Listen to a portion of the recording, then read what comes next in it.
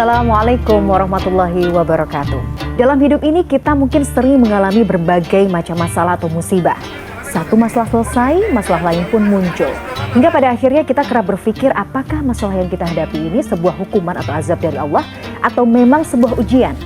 Sejatinya musibah sendiri akan terus ada selama kita hidup, karena bagaimanapun juga dunia tempat tinggal kita saat ini hakikatnya adalah ladang ujian sebelum kita akhirnya benar-benar hidup selamanya di akhirat. Allah sendiri telah menyinggung terkait hal ini di dalam Al-Quran surat Al-Ankabut ayat 2. Apakah manusia mengira bahwa mereka akan dibiarkan hanya dengan berkata, kami telah beriman, sedangkan mereka tidak diuji?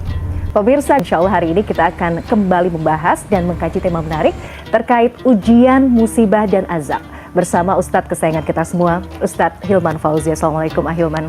Waalaikumsalam warahmatullahi wabarakatuh. Sehat hari ini, A? Alhamdulillah.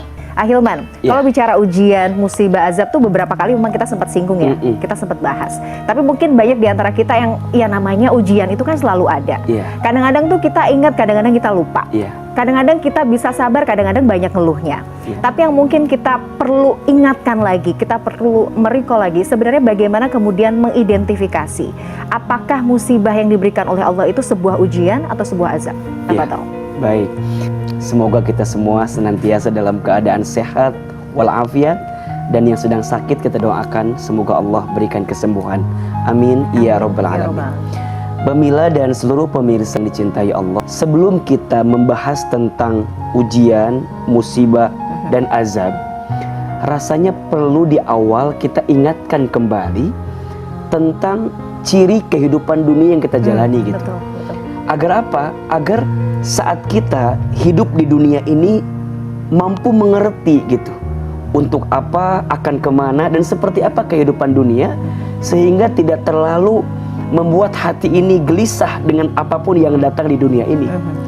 Setidaknya ada 4 yang harus kita pahami tentang hakikat kehidupan dunia. Yang pertama, dunia ini waktunya singkat, padat, dan cepat. Betul. Jadi artinya apa yang sedang kita jalani dalam kehidupan ini hakikatnya sangat cepat. Maka kenapa dunia disebut dengan dunia namanya? Karena diambil dari fi'il madhi dana, artinya sementara gitu. Jadi segala apapun yang ada dalam dunia ini itu sementara. Ya, sehat sementara, sakit sementara, kaya sementara, miskin sementara, semua yang datang dalam hidup kita, dunia itu sementara. Yang kedua, dunia itu adalah permainan dan senda gurau.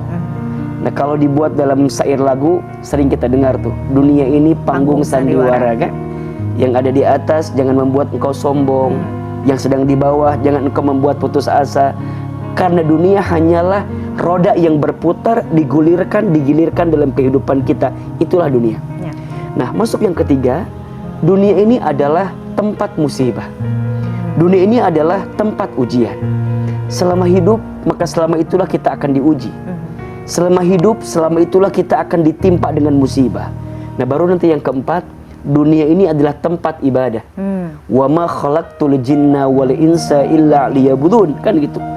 Dan tidaklah aku menciptakan jin dan manusia kecuali mereka untuk beribadah kepadaku.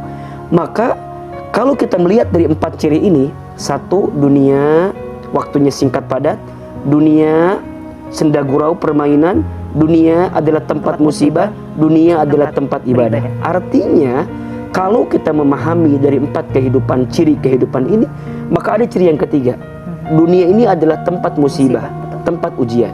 Nah, sekarang bagaimana cara membedakan antara ujian, musibah, atau azab? Saya menggunakan 3 indikator saja untuk melihat perbedaannya apa saja. Indikator pertama, kita lihat latar belakangnya. Kenapa Allah menghadirkan ujian? Kenapa Allah menghadirkan musibah? Dan kenapa Allah menghadirkan azab? Ujian, kira-kira Mbak Mila kalau di sekolah, Mbak Mila dikasih ujian, kira-kira latar belakangnya untuk apa? Naik tingkat. Oke. Untuk mengukur kan? Untuk mengukur seperti apa pembelajaran kita yang sebelumnya. Dan pantas nggak? Dan kira-kira setelah dikasih ujian itu akan seperti apa? Berarti ujian itu dihadirkan sebagai bentuk apa? Peringatan. Peringatan yang akan membawa kebaikan untuk kita. Nah, adapun musibah ini datang karena ada sesuatu yang pernah kita lakukan dan boleh jadi melanggar. Maka teguran namanya. Jadi kalau yang pertama tadi bentuknya peringatan, yang kedua bentuknya teguran. Nah, yang ketiga, setelah dikasih musibah yang bentuknya teguran kecil, masih saja dia berpaling dari apa yang diinginkan, maka dikasih hukuman. Maka latar belakangnya beda. Kalau ujian sebagai bentuk peringatan yang boleh jadi ada kebaikan di dalamnya. Kalau musibah adalah bentuk teguran karena perbuatan yang kamu pernah lakukan kemarin dan itu mengundang keburukan dalam hidupmu. Dan yang ketiga, hukuman. Karena engkau tidak sadar juga dengan apa yang kau perbuat selama ini.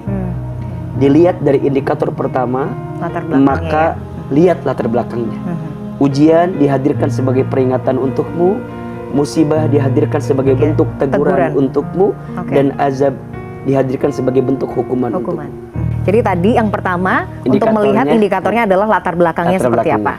Yang kedua, antara ujian, musibah dan azab itu dilihat siapa ya, orang yang berhak mendapatkan tiga hal ini. Ujian. Kepada siapa Allah berikan ujian? Kepada orang beriman. Jadi orang beriman, ketika engkau ingin meyakinkan apakah engkau beriman atau tidak, maka cara Allah mengukurnya adalah dengan diberikan ujian. Termasuk yang tadi Mbak Mila bacakan, surat Al-Ankabut ayat 2 ya. Apakah engkau mengira engkau mengatakan beriman sedangkan engkau belum diuji oleh Allah Subhanahu wa taala? Maka yang namanya ujian itu diberikan kepada orang beriman. Nah, ada yang kedua, musibah. Musibah itu diberikan yang pertama kepada orang beriman yang mohon maaf boleh jadi mereka lalai atau lupa ya dengan kehidupan yang sedang mereka jalani, sehingga mereka disapa dengan ujian itu ya, yang pada akhirnya karena dia lalai maka diberikanlah teguran, musibah itu ya. Nah, yang kedua diberikan juga kepada orang umum, secara umum gitu ya, walaupun kualitas keimanannya barangkali tidak tinggi gitu, tapi dia adalah bagian daripada hamba Allah yang dia hidup di dunia, maka dia pun akan disapa dengan musibah. Dan yang ketiga, azab. Azab itu diberikan kepada orang yang tidak beriman. Maka saya seringkali menyampaikan, selama di hati ini ada iman, selama di hati ini ada keyakinan kepada Allah, maka apapun yang menimpamu boleh jadi hanya dua. Satu, itu adalah bentuk ujian dari Allah, atau yang kedua itu adalah musibah dari Allah. Karena kalau azab itu diberikan kepada orang yang membangkang dan tidak beriman kepada Allah Subhanahu wa taala.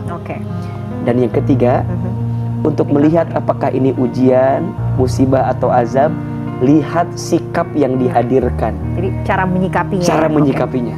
Ya. Kalau kita buat dalam satu diversifikasi ya. Jadi hakikatnya dalam hidup kita akan disapa dengan musibah. Jadi musibah itu sesuatu yang menimpa kita. Itu namanya musibah.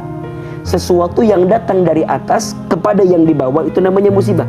Dan jadi, pas ya. Dan sesuatu yang nggak akan meleset. Sesuatu yang kita tuh berat gitu. Berat untuk menerimanya. Itu namanya timpaan yang namanya musibah. Nah, musibah itu nanti akan berbuah jadi ujian. Akan berbuah jadi musibah yang sesungguhnya. Atau nauzubillah jadi azab. Ketika kapan? Ketika musibah itu membuat kita makin dekat dengan Allah, maka berubah dari musibah jadi ujian. Dan ingat, ini sering kita sampaikan, ketika Allah menguji kita dalam hidup dan selama kita beriman, maka ada 5 janji Allah yang disiapkan untukmu orang beriman yang masih diberikan ujian. Tergantung sikap kita. Jadi kalau dikasih musibah, tambah dekat dengan Allah, tambah ingat ke Allah, tambah yakin ke Allah, maka jadi ujian.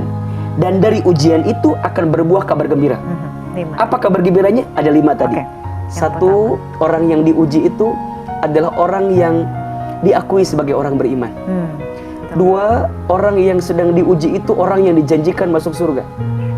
Makanya kalau Mbak Mila ingin melihat seperti apa penghuni surga nantinya, adalah orang yang ketika di dunia banyak diuji dan dengan ujian itu mereka makin dekat dengan Allah. Yang ketiga, orang yang sedang diuji itu lagi dicintai oleh Allah. Jadi tanda Allah mencintaimu, kata Nabi, salah satunya adalah Allah sapa dirimu dengan ujian. Man yuridillahu bihi khairan yusiba minhu.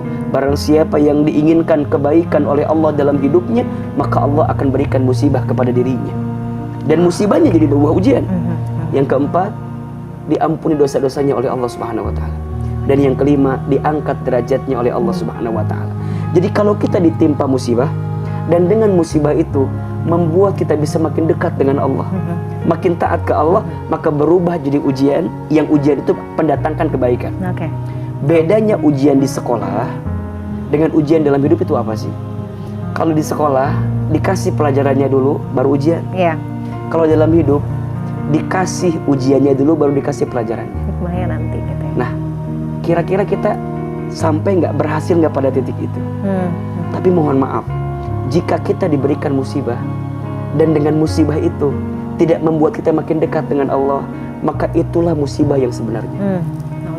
Tidak sabar ya, membenci keadaan, menghina takdir yang Allah berikan, malah semakin membangkang dari Allah, nauzubillah. Maka itu menjadi musibah yang sebenarnya. Nah, nanti akan berbuah jadi azab ketika kapan? Ketika musibah yang menimpamu tidak membuatmu beriman kepada Allah, tidak membuatmu makin dekat ke Allah, dan parah-parahnya membuat orang-orang sekelilingmu malah mendapatkan bagian keburukan yang kamu dapatkan.